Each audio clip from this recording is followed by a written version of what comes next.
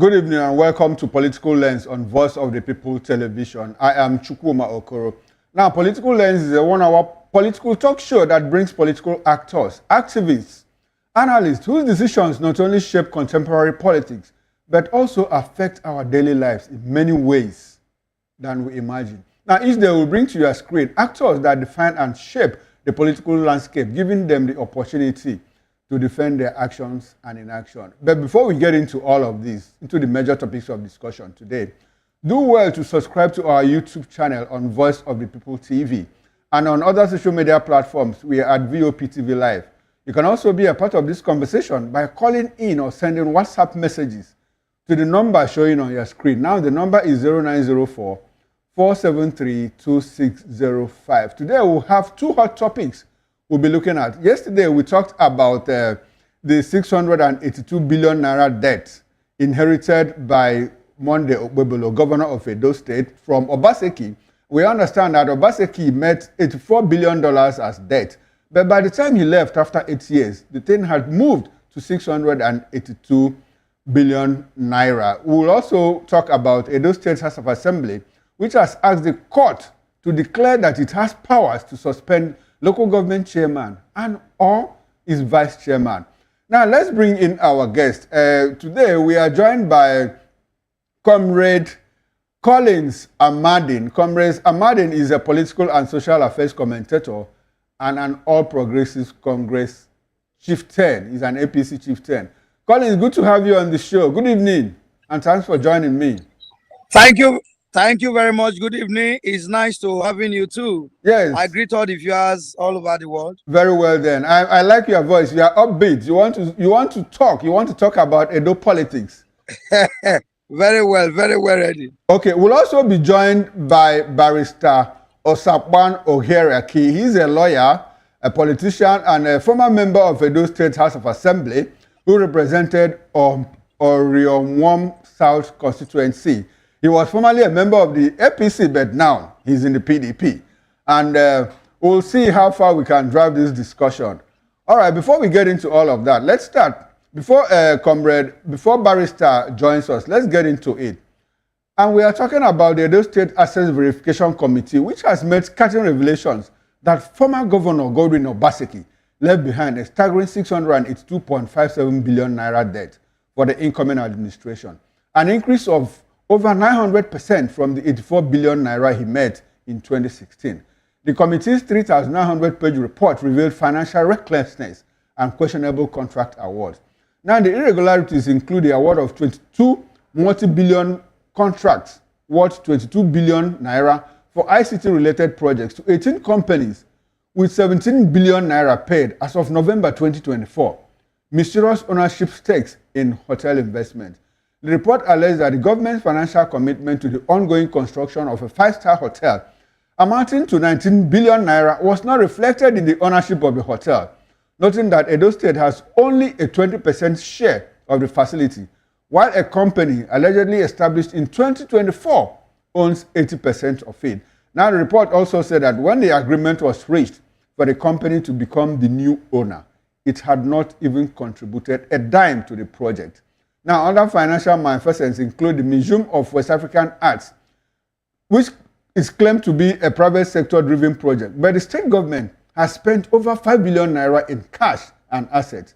It also listed the renovation of the Stella Obasanjo Hospital, which was commissioned without being completed, despite costing nearly 1 billion naira, among others. Now, in addition, the committee stated that it was alarmed that under the Edo'S program, out of the $75 million meant for basic education reforms and the renovation of schools from the World Bank, only $5 million came directly to SUBEB, that is the State Education Board. The commission charged with the responsibility of implementing, while remaining 93% of the $70 million was directly managed by governor himself under an arrangement referred to as performance for results. The SUBEB staff complained that out of the 5 million naira allocated to them, only $2.5 million. The SUBEB staff complained that out of the $5 million allocated to them, only $2.5 million was assessed before the project came to a close, the report stated. Now, the committee recommended forensic analysis and investigation of the ownership of the companies, enterprises, and properties in Abuja, Lagos, and other locations where Edo State had prior interest before Godwin Obaseki'S tenure.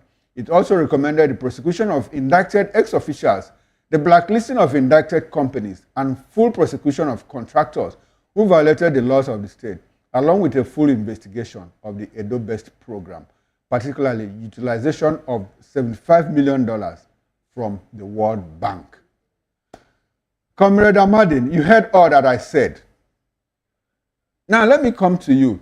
When all these allegations were presented, you know Cruzo Osage, the spokesperson to the former governor, Godwin Obaseki, he said that these things were tissues of lies, propagated by an administration, apparently referring to the APC administration, that is directionless, that has no direction, that don't have an idea of where they are going, that these things are just figments of their imaginations. What's their reaction to Osage's response before we get into the meat of it? Yes. Crusoe, my very good friend, was actually working for his pay. You will agree with me, he probably will want by saying all of those things that he said. How can you run a blinded system of government? Even if the people are assumed to be completely illiterate, as Governor Obaseki, former Governor Obaseki, sees all of us. He believes that he's the only learned person. He's the only one that has traveled all over the world, and he's the one that knows everything. But all that he claims to know have not yielded anything for us. Now, how can a governor buy a vehicle, for example, that worth over 20-something million naira, and the vehicle has not even it has not even spent almost or more than a year, and you are selling them for 700,000 naira, 400,000 naira for your ex-commissioners, just as a way of wanting to misappropriate. But however, the issues are clear. Crusoe said the government lacks direction. The government lacks capacity. Now that refineries are already here, when they begin to answer the needed question they need to answer from EFCC between him and his boss, he will then understand if the government lacks direction or if the government does not know what it's doing. Now the committee have come up with such a findings. How can you imagine a governor who could not build one company in the name of Edo, apart from is the only company or the only project that Obaseki administration were parading or had paraded was that they invited ShopRite to Benin. They didn't even invite ShopRite to Benin. It was Oshamole's administration, to whom I was senior special advisor, that even invited ShopRite to Benin. We gave ShopRite their first sites along Saple Road by Dumes Junction. But unfortunately, there were a little bit issue why they later Obaseki, being one of Oshamole's aid, took advantage of it and reintroduced them to another site, which was the former state library, where they decided to site ShopRite. Then he talked about the modular refinery. The modular refinery that he talked about, you can see how shady and how on I don't even know how to classify, because I wouldn't want to use a word, that is unbefitting, for a human being. Otherwise, that is how I would have classified former Governor Obaseki. How would you have just treated us as if we are nobody?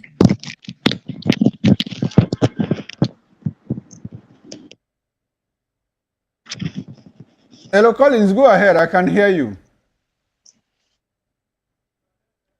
Comrade Amadin, go ahead. I can hear you.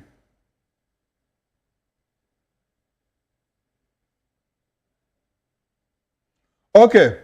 We are also joined. Come on, please. Okay, but Collins, can you hear me? You can hear me. Yes, Collins, go ahead. But you can hear me now. Yes, I can hear you. Go ahead. I can hear you. Go ahead. I can hear you. Go ahead. Good. I said we are not even talking about the internally. We are not even talking about the internally generated revenue that the government, even when it was earning over 11 billion naira, he was declaring 5 billion, 3 billion, and what have you. We are not even talking about the funds that came from the federation account, to which he was using at his own Perry. We are not even talking about the fund that came from international donors and even the Central Bank of Nigeria as a way of wanting to help us at the level of agriculture. The governor have not even really pointed light towards the agriculture sector, to which Obaseki'S government was really siphoning the people. You can imagine, even with all the revenue Edo State was earning, he still went owing the debt over 685 billion naira. Okay. You can imagine. So how, when are we going to pay these debts? All right. This is how Obaseki took Edo into. Now, how can you say you had Edo'S?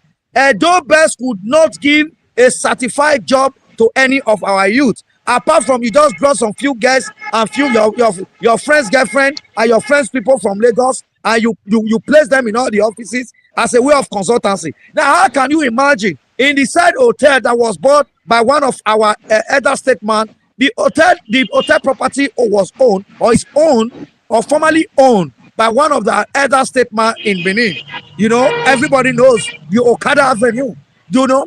Now, only the consultancy, some persons you say should be supervising, will be paid a whopping sum of 1 billion naira to supervise as a consultant. Is that not extremely extravagant?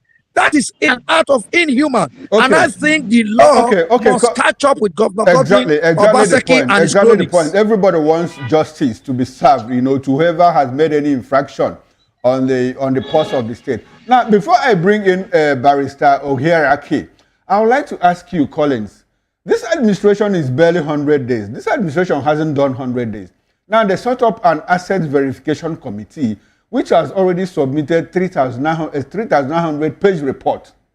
Do you think that less than 3 months is enough for this committee to have done a very painstaking and thorough job by evaluating, you know, within their terms of reference, to see that, look, to come out with this kind of scathing report?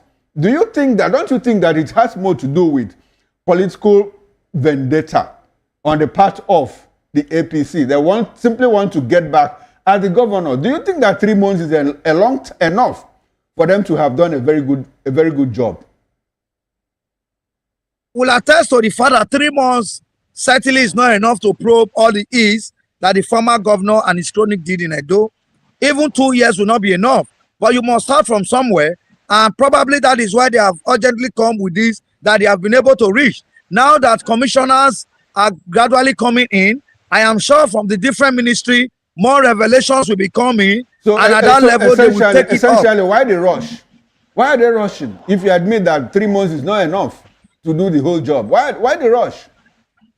Even 8 years will not be enough to probe Obaseki'S government. Okay. So, but the truth is that you must take it must take it step by step. All right. Then. So now, that is why they have come up with this. That we have not saying that all they have come up with, all of them may not be completely thorough done job. But however, there is something to hold on to. So when they get to court, they probably will prove themselves better. Okay, Collins, thanks very much for your take. Now let's bring in Barrister Ohiere, who is a lawyer, is a politician, is a former member of the Edo State House of Assembly, who represented Ohiom 1 South constituency.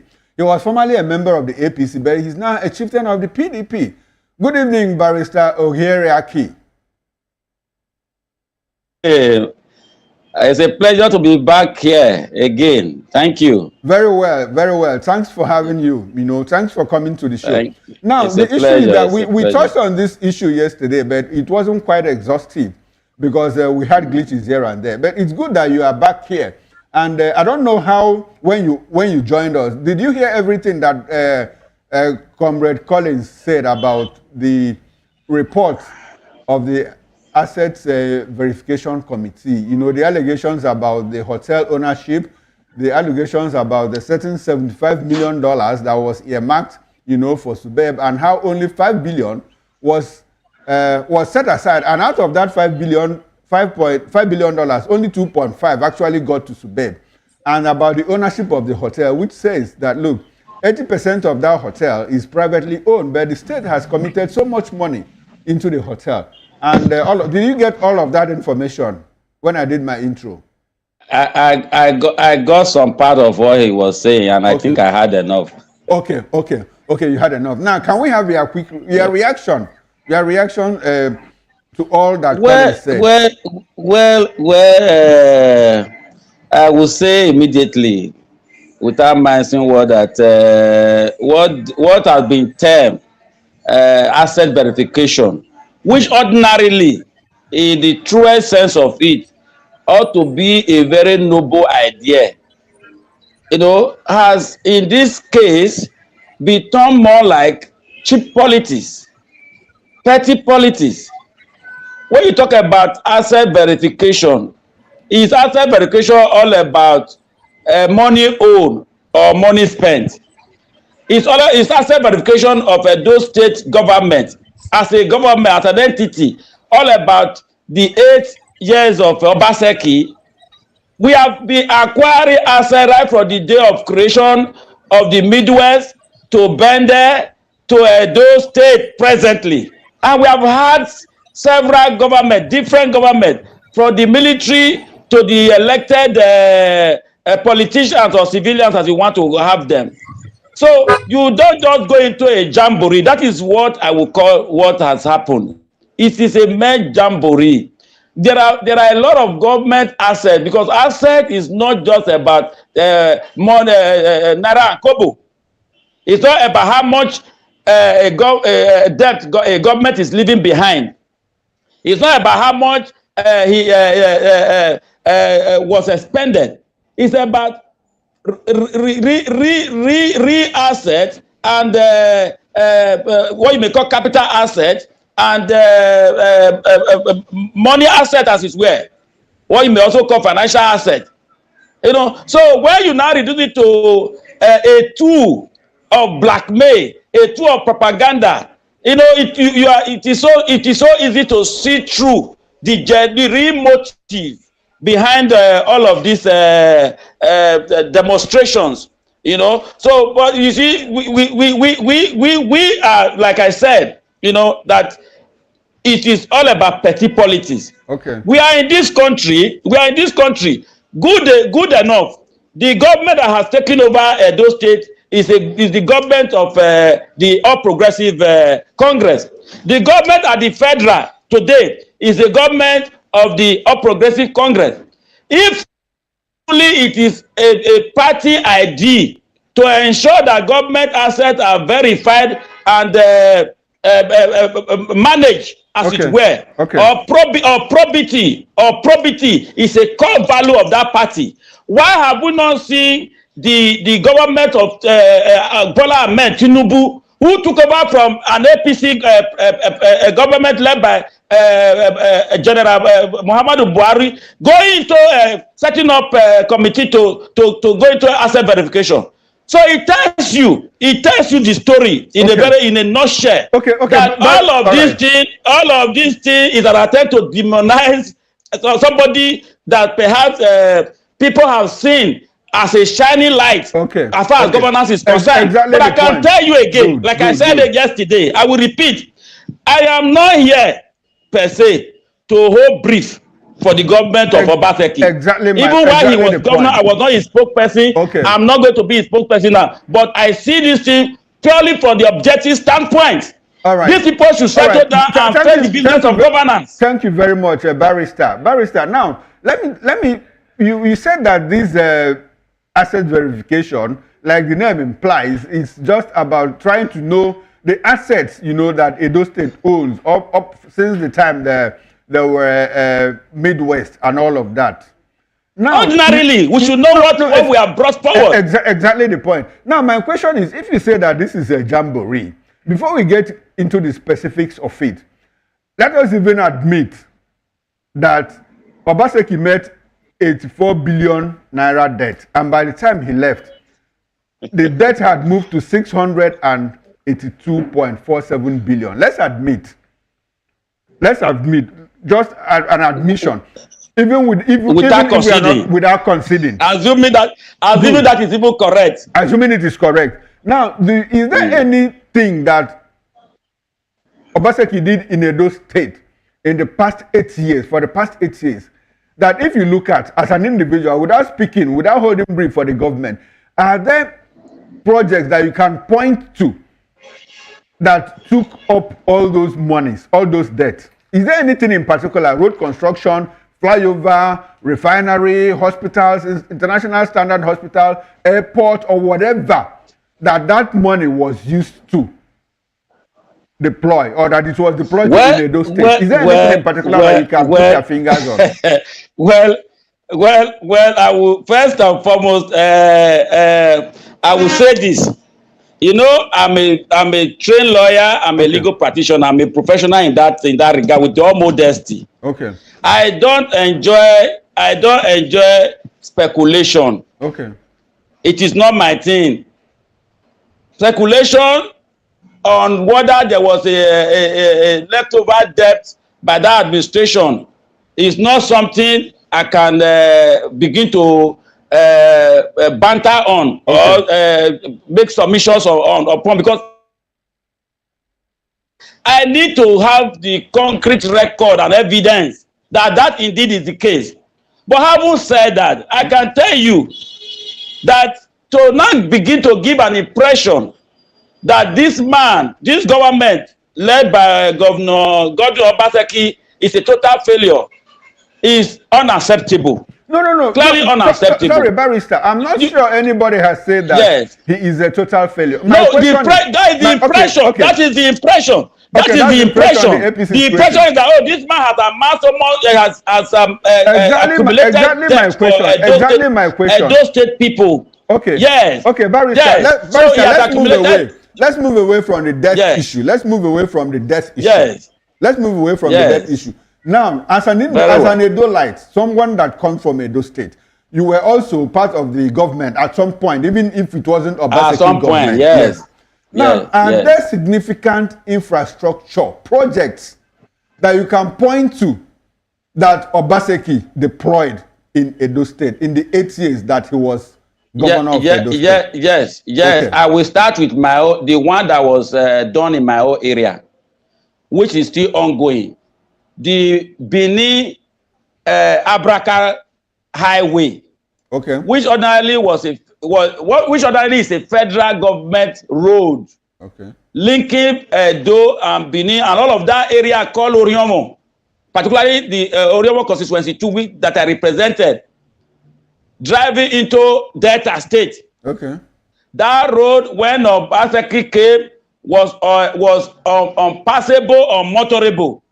In fact, as a member of the assembly in 2013, on the day of Nigeria National Independence Celebration, I led a protest on that road, calling on the government, the federal government, to come quickly and restore that road, which was constructed during the days of Ogbamudia and Ambrosali, and has fallen into disuse.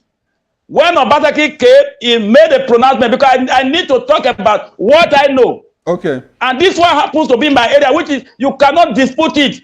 Today, over 80% of that road has been done.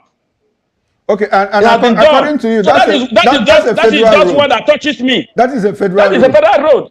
Yes. Is there any likelihood that the governor got a refund from the federal government before he left?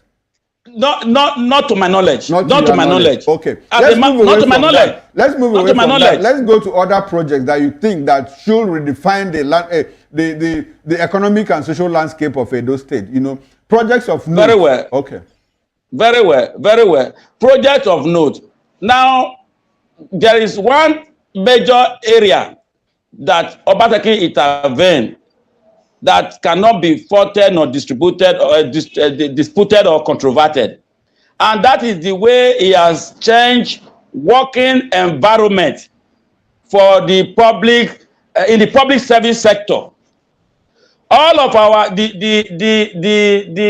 secretariat building over the years that was constructed by Ogbamudia and have been left and abandoned to gather dust and go into ruins, was revamped by the government of Governor Obaseki. And that was even when he was still APC member. It was when he was still APC member. We will not forget in a hurry that the Obaseki government was first and foremost vetted by the APC government, APC political party. Okay. Before he transmuted into a PDP government. Person. All right. Yes. So he started that project, and today it is a wonder of a sort. It's a wonder of a sort. Sorry, Barrister. People go to work. Barrister. People Barrister, go to work. Yes, please. Barrister, you said he renovated and he started. Which one? Yes. Did you build a new secretariat?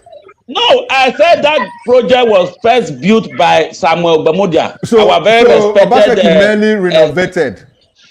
Not a mere renovation. What Obaseki did there, if you call it renovation, you will be doing a disservice to what was done there. It was a complete and total transformation. Okay. It's a wonder to behold. So and it is the pride of Edo'S people all over the world. Did he erect new structures within the in fact, if you you may need to do some investigation and find out the state it was before this correct intervention. All right. With all facilities working. Let's move away from the state secretariat. Not to talk about what he has even done in the judiciary as a practicing lawyer. There's a court structure that houses most of the magistrate courts in Benin City. There was a day I was in that court, it rained, and it was raining directly inside the courtroom. Go and look at what Obaseki'S has done with it. By bringing it back to life. A lot of money has been spent there. Whether you call it renovation or remodeling, a lot of money went into it. Okay. And they just take money. Okay. There are so many areas where this man intervened. Okay, you have mentioned 3 areas now. You want to talk about due emolument for public service service workers. Okay. Yes. This was a man who was paying as I went due. All right, this is a man before the federal government started talking about minimum wage has increased what the workers take home. Okay, thanks very much, Barrister Osapa. Please do stay with us. I'll come back to you. Before I come to you, Collins, I would like to take a reaction from my studio guest, Barrister Darlington Agomo, who has just joined us. Barrister Darlington Agomo is a legal practitioner. He's a political affairs commentator and VOP in-house analyst. Barrister, good to have you on the show. You are welcome, Mr. Okoro. How are you today? Very well, thanks. Now, quick one. We are discussing Edo State Assets Verification Committee. They came out with a 3,900-page report, making revelations about certain monies that are missing, monies that were deployed into things that they are not supposed. They are talking about $75 million that was earmarked for implementation of SUBEB policies, but SUBEB was allocated only 5, and out of that 5, they got only $2.5 million. We're also talking about a certain 1 billion naira that was injected into renovation of Stella Obasanjo Hospital, which has been commissioned even when the job is not completed. They are talking about ownership of 80% of a certain hotel that is even privately owned. But the government was injecting money as at the time before the government left and all of that. Now, my question to you is, do you think that 3 months is enough to complete a verification exercise that will make this kind of revelation? I don't think so. It's just that, when you want to hang a dog, you give it a bad name. The way Okpebolo'S is going about his governance in Edo is wrong. He's just looking for somebody to indict, but he refused to indict himself. Now, what has he done that he needs to be indicted? Yes, the way the primary went and the way he was elected and all that. Remember that his election is being under contestation in Abuja today. Is that not true? I was thinking he should have waited. Let the tribunal finish their work, and then if the matter has been, res judicata, then you can now begin to say, yes, I am now the governor. This thing he's doing now, I don't know whom he's trying to impress. Because all this money they are talking about, remember very well that inflation is part of that money. The inflationary trend in Nigeria has rubbished every money you are talking about. Remember, Tinubu inherited 87 trillion naira from Buhari. Today, where is it? 142 trillion. Why is it that APC people are not talking about that? And when we ask them, they say it's inflation. Who caused inflation? APC. So if you want to blame Obaseki for what has done with all he did, though, why not look at the inflation that caught up with everybody? Are you aware of anything that Obaseki did? Obaseki, yeah, I remember, yeah. I think a day to his leaving office, he read all the things they did. Okay. Especially the human capital development. He did so well there. Okay. I was thinking somebody would contradict it. Nobody did. He did so well there. Even the road. In fact, Edo people had it better under Obaseki. They cannot deny that. All right. The standard of living in the Edo improved under him. Okay. They cannot deny that. All right. Thank you very much. All the agric, what's it called now? Farm holding that he introduced. It helped the Edo people to live a quality lifestyle. Okay. Why would anybody deny that? Why would anybody? So Obaseki did well. All right. Compared to other people who are from APC, okay. He did so well. All right. Thank you very much, Barrister Darlington. Now let me come back to you, Comrade Collins Amadin. You heard what Barrister Osakpon said. You also heard the reaction of my guest here in the studio, Barrister Darlington Agomo. Do you think that what Osakpon reeled out, the State Secretariat, the Orion 1 road that was, which is a federal road anyway, which was revamped by the governor, the court complexes and all of that, is that enough to judge Obaseki and say that his performance was good? Anyway, I understand the pain of my friend, Barrister Osakpawa. You know, he's one young man that tried to see how he can do things differently. But unfortunately, the powers that be did not allow him. So probably now that he has returned back to PDP, they may have also assured him of a better opportunity in the future. But however, you can see that he can't even defend the former governor because he himself was being manhandled. He himself was a victim of the maladministration of former Governor Godwin Obaseki. But you can see he could not even point to any project that Obaseki did. Now he's talking about a renovated state secretariat. Those jobs are not even enough for a local government. When we talk about capital projects, those were the under capital projects. Those were just, do you know the level of security for the man kept taking? Before he left, he did not buy one vehicle for the Nigerian police, nor even the civil defense that he recruited. But the only time he got donation from people to support him to buy vehicles for security outfit, they went to buy a refurbished Sienna that people went to park from a vehicle. Even before the Sienna came from a vehicle to government house, the battery has gone down and they started pushing them. So that was the unfortunate administration we saw with Governor Godwin Obaseki. But however, I am very delighted that he could not pinpoint any viable project that Governor Obaseki did. Now, my other brother that you brought from the studio, I know he's not from Edo. He probably is a PDP man, so he needed to speak for his party. No, Collins, don't take jabs, don't take swipe at my guest. You know, he has a right to belong to any party. At the moment, he's just my guest. He's just my guest. I haven't said anything. Collins, when I introduced you, I introduced you as APC chieftain. And when I introduced Barrister Osakpan, I introduced him as PDP chieftain. When I introduced my guest, I told you he was a legal practitioner and an analyst. That was all. But okay, good. But if it's a legal practitioner that is not a partisan one, I expected him to stand between and within the lines of the debate before it, or for what he can prove. Now he talked about agriculture. Okay. I am sure, and I can bet you for the 8 years that Obaseki ruled, Edo State was the most deprived state when it comes to agriculture. Now, when he came in, he said he wanted to create farm settlement in Edo and brought in Chief Ida and some other few persons to head the committee to create the Sobe farm, the Edo South farm, and what have you. As I talked to you, there was no one grade that came out from the agriculture sector where he invested over 5 billion naira at the first phase. All right, thank you very much. Now to move on. No, now I have to balance it because it's 2 against 1.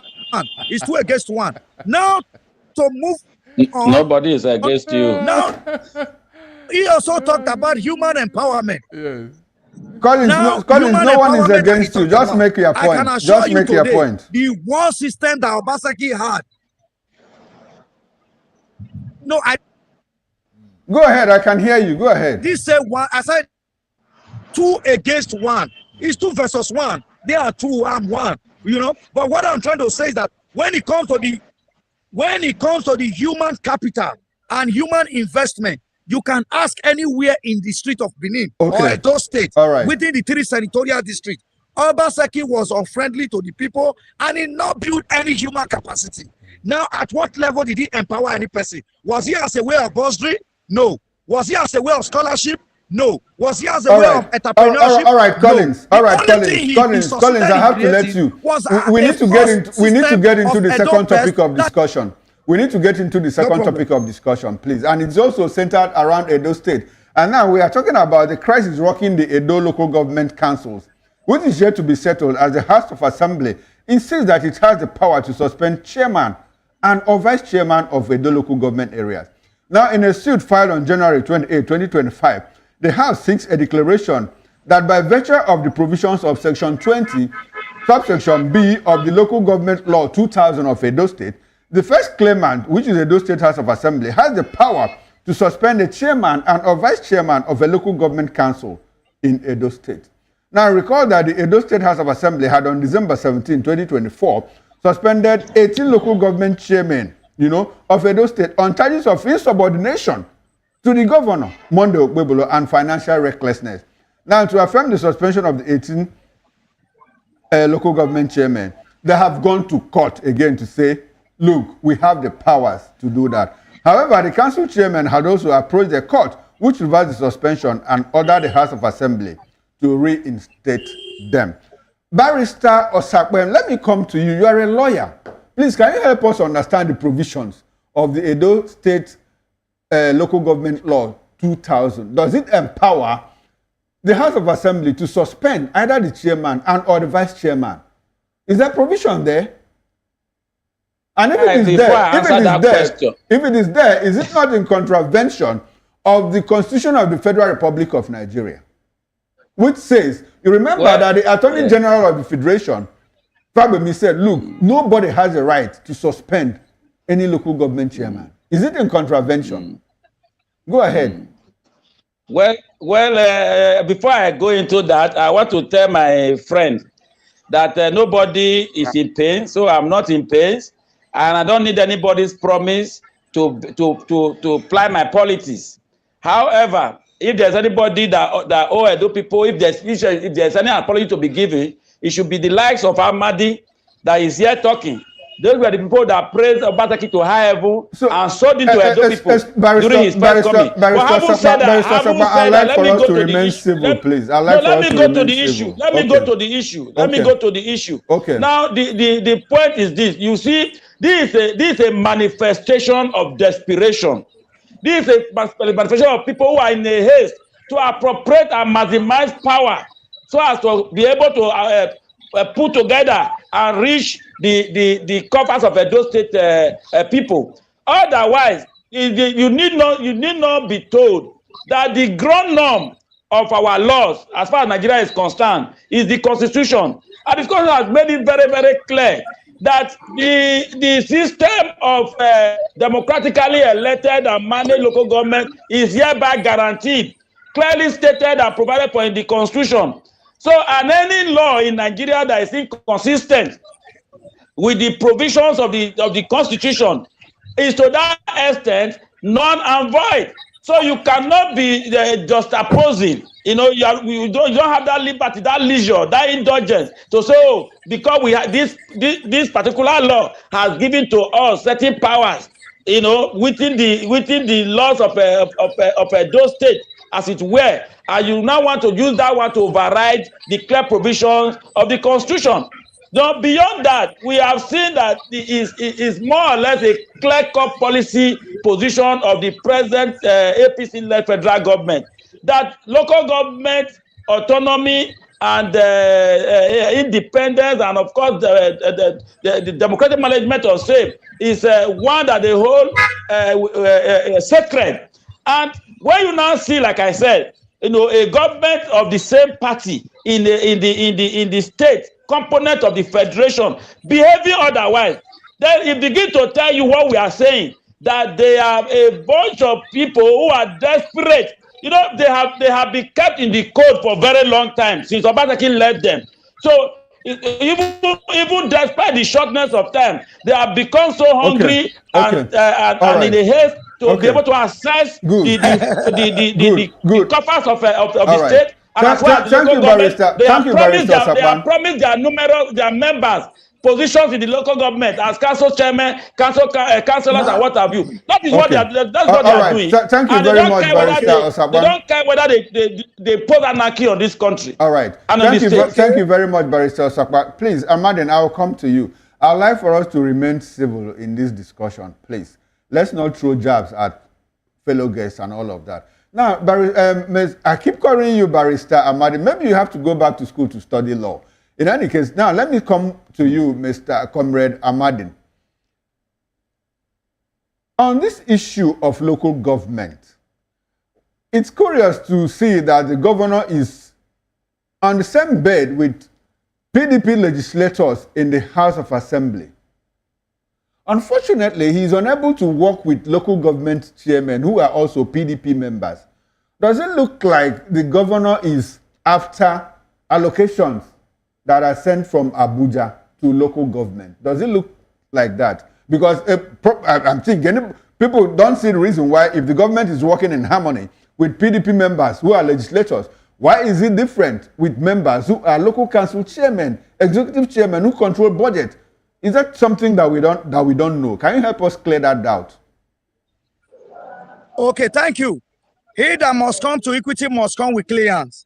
First, His Excellency Senator Monday Okpebolo'S is a governor that is ready to work with everybody to advance Edo governance, to deliver on promises he already had made to the people that made them give him overwhelming victory at the election. Now to go beyond that, the Edo State local government crisis was between PDP and PDP. We have the majority of houses of assembly members that are of PDP, including the speaker today, is even a PDP member. If the governor cannot work with opposition, for example, will he allow or will he put his hands behind his neck and allow the PDP House of Assembly to continue? It would have influenced members either to defect or turn it to APC rancor administration like we saw with Obaseki. Even when the court asked him not to conduct local government election because it was not well, it did not follow the laid down procedure, he still went ahead and he defied the court order and went to select them and place them as council chairman. When he knows too well by the constitution that he cannot run a Edo State House of Assembly with less than 2/3 member, Obaseki went ahead to run a Edo State House of Assembly with 6 members out of 24. Now the law is on their side. At that level, they are the one that knows the law. Now when they too undermine the law, is not a problem. But now today, these governors have not even done that. Even when the House of Assembly made the statement that they made, the PDP council chairman went further and said that it was their councillor, who is also their party member, that have the power to suspend them. Then it was not even, they are not even now suspended on the basis of the House of Assembly adoration. But however, their all councillors have been the ones suspending them from local government to local government, and the leadership today we have in the local government were not brought in by Okpebolo'S. They are also PDP members, and they are the leaders of the legislative arms. Okay, Collins, don't you think that those don't you think that those Collins are under the influence of the governor and the APC? Probably people could insinuate. Okay. Those are just insinuation. Okay. They are insinuating. Now let me tell you, for example, for my local government where I come from, Oredo local government. We have the younger brother to the governor, who was the council chairman, Tom Obaseki, who was not even in the race to contest for the election. Now, well, you know what he did? When they swore him, he took all the councillors and sent them away from the secretariat and took them to one of the primary school close to the market, you know, at Mission Road. Now, even those councillors already know that his days were numbered. So when such a council chairman needed to be impeached, they don't need to think twice to send him away, because at the area of infrastructure, he's not doing well, able to pay salary, he can't pay salary, to remove Comrade from the market, he can't do anything. We are running out of time. We are coasting home. Please do stay with me. I agree with you. I'll come back to you for your concluding thoughts. Let me get the view of my guest here in the studio. Barrister Darlington, Edo local government crisis. What do you make out of it? What's your quick reaction to all that is happening? The infamy started with the pronouncement by the Supreme Court. You don't create a body of that nature through pronouncement of the court, because the Constitution is there, the rule is there. It's just that it was not done properly. And so every governor is lashing on what the Constitution says. But Okpebolo'S is not going about it the proper way. That is my concern here. He said that PDP are members of the House of Assembly. Fine. He's working with them because he doesn't want to be impeached. Because the majority of the legislators can impeach him tomorrow. So if he's working with them, I'm not surprised. That is a fact. So this other thing he's doing with the local government chairman is wrong. He does not have the power to do that. He doesn't. That is the truth.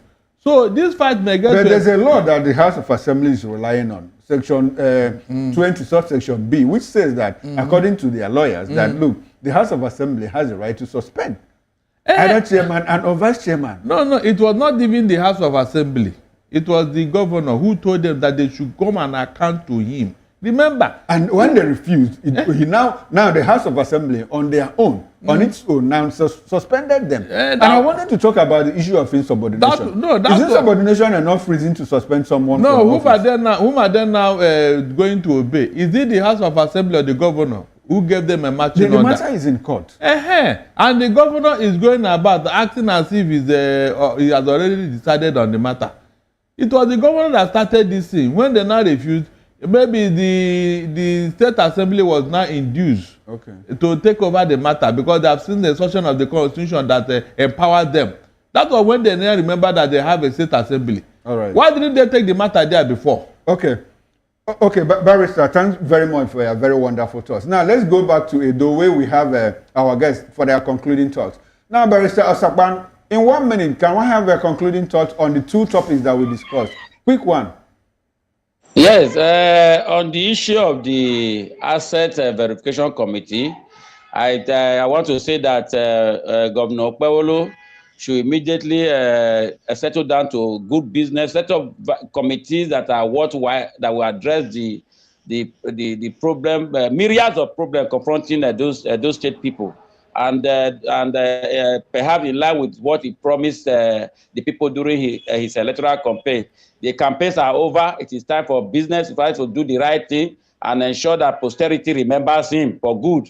Then on the issue of the local government and an attempt to usurp powers, as it were, as it is being played out today, I say quickly that, you see, all the time, when people try to perpetuate illegality, they never get to know that what goes around comes around.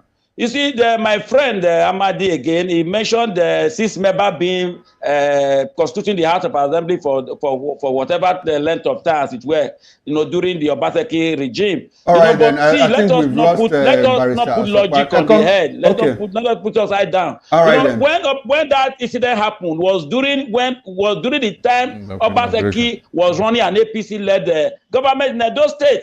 This was not when he was in PDP. Also, so we must not try to change history. We are all living witnesses to what transpired. It is for us to now say, let my time be different. Let Okpebolo'S foot on the ground, say my time will be different. All right, if then. Thank you very much, Barrister I will do Osakpa. it properly. Let's go to Comrade Amadin and get his concluding thoughts. We are running out of time. Just 1 minute, sir, if you can. Hello, Comrade Amadin. Hello, Comrade Amadin. Collins, unmute yourself. Unmute yourself. I can't hear you. Just unmute yourself. Okay. Okay, go ahead. Thank you. I said my own appeal as a parting word is to appeal to our functional governor, Senator Mojo Okpebolo'S, a man with capacity and good heart, to go further and invite the EFCC, the ICPC, and indeed even foreign auditors to trace every account that Obaseki have carted away those people money to, and they must return those money, and Obaseki should be sent to jail by way of law when he is been found guilty. And two, on the issue of local government, I want to say and state without fear or doubt that not even the House of Assembly right now, that is even after the local government chairman, all right, then. but the councillors themselves are the ones that have removed them from one after the other, different date, different time. All right, thank you very much. Thank you very much, Comrade Amadin. Thank you very much, gentlemen. Will be elected. Thank you very much, gentlemen. This is how far we can go on. Thank you very much. This is how far we can go on political lens. Now, political lens returns same time, 6 o'clock on Monday. We've been speaking with Barrister Darlington Agommo from our Lagos studio. He's a lawyer, he's a political affairs commentator and VOP in-house analyst. Barrister, thanks for coming. You're welcome. We also joined virtually from Benin by Barrister Osakpan Ogerika. He's a lawyer, politician, and former member of Edo'S State House of Assembly who represented Ohion 1 South constituency. He's a member of the PDP. We also had Comrade Collins Oseher Amadin. He's a political affairs commentator. He's a journalist. He is also a chieftain of the PDP. Well, thanks very much, gentlemen, for coming to the show. And for our viewers, this is good night from me. I am Chukwuma Okoro. Enjoy the rest of your weekend.